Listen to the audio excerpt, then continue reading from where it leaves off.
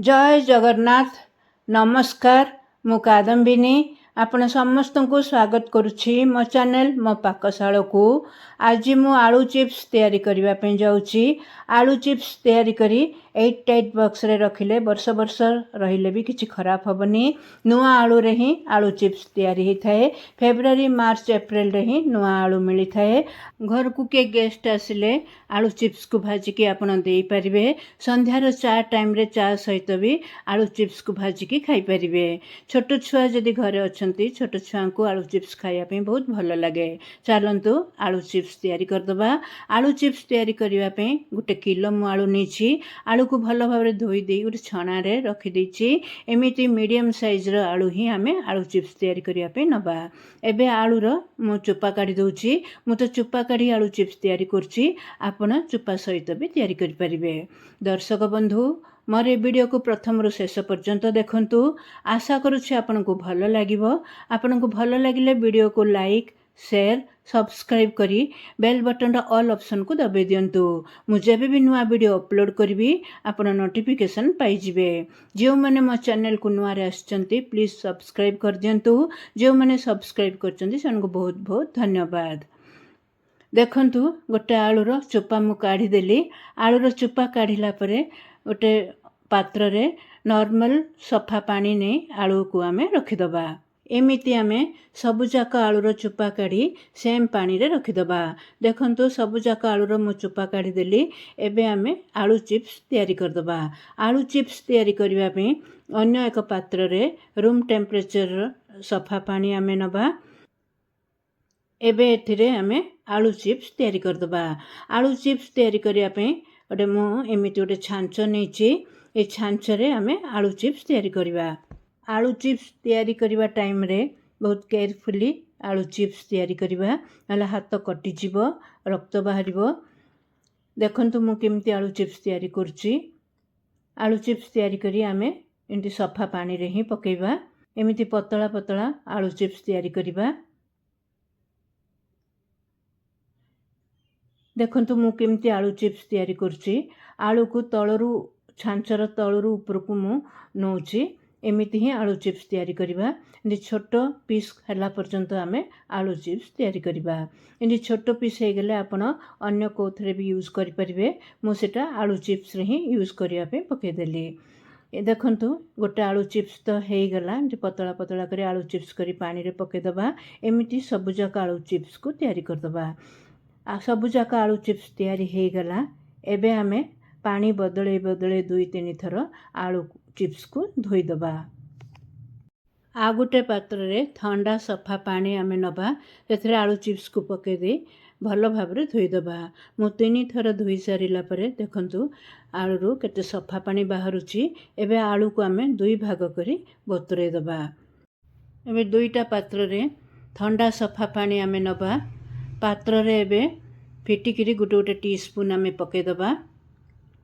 फिटिकिरी को आमे एमिति गुंड करी पकेबा। फिटिकिरी पकेले आलू केबे भी कला हबनी धला हे रहिबो। सेति पे आलू को आमे बतुरेबा टाइम रे फिटिकिरी पकेबा। फिटिकिरी पानी रे मिसी गला। एबे आमे एथिरे तैयारी करिथिबा आलू चिप्स को पके दबा। 2टा जाक पात्र रे मु आलू चिप्स को रखि देली। एबे ओटे ढांकुनी ढांकी दे राती सारा आमे एमती छाड़ी दबा। इटा ता पर दिन रो सकाळ देखंतु आलू केमती धला देखा जाउची। फिटिकिरी पकेइथिबारु आलू एमती धला देखा जाउची। एबे आमे आलू को सिझे दबा। आलू को सिझेवा पे गोटे पात्र रे पानी नै गैस रे बसे दबा। गैस को ऑन कर दबा। पानी फुटिला पर्यंत गैस को आमे हाई फ्लेम रे रखिबा। एबे पानी रे स्वाद अनुसार लूण पके दबा। आमे अधिका टिके लूण पकेबा। आलू पानी रू अलगा करके आमे सुखेबार अछि। लूण जदि समान पकेबा तो पानी रे रहि जिवो आलू रे लागिबनी। सेति पे आलू रे लागिबा पे आमे अधिका टिके लूण पकेके भलो भाबरे मिसे दबा। देखंतु पानी फुटी गला। एबे आमे 2 भाग करी जो आमे आलू चिप्स को रखिथिले राती गोटे भागर अधा आलू चिप्स एबे पके दबा। एबे तळ ऊपर करी भलो भाबरे आलू को मिसे दबा। एबे आउ अधा आलू चिप्स को पके दबा। आमे 2 थर करी आलू चिप्स को सिझेबा।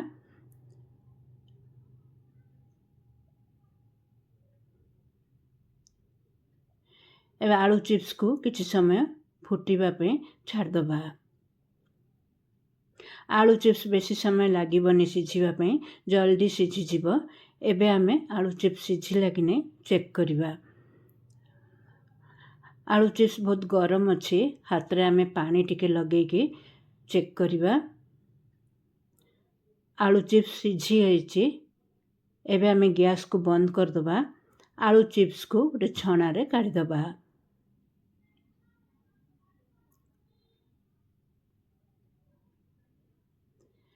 आमे जल्दी जल्दी छणा को काढ़ीबा। एमिति जदि बेसी समय रहीगला जो बाम्फरे आलू चिप्स ओभर कुक होगी जल्दी भांगी जीवो। देखंतु सबुजाक आलू चिप्स को मु छणा रे काढ़ी देली। एबे आलू चिप्स को खरा रे सुखे दबा। गोटे सफा कॉटन चादर टे मु पकेची आलू चिप्स सुखेवा पे। एथिरे आमे छणा रे छाणी की रखिथिबा आलू चिप्स को पके दबा। एमती छणा रे जदि बेसी समय रहीगले तार बाम्फरे ओभर कुक होगी आलू चिप्स जल्दी भांगी जीवो। एमिति आमे जल्दी जल्दी गोटे गोटे अलग अलग करी सुखेबा। जदि आपण पाखे जदि हेल्प करिया को किए थिबे तार हेल्प भी आपण नै परिबे।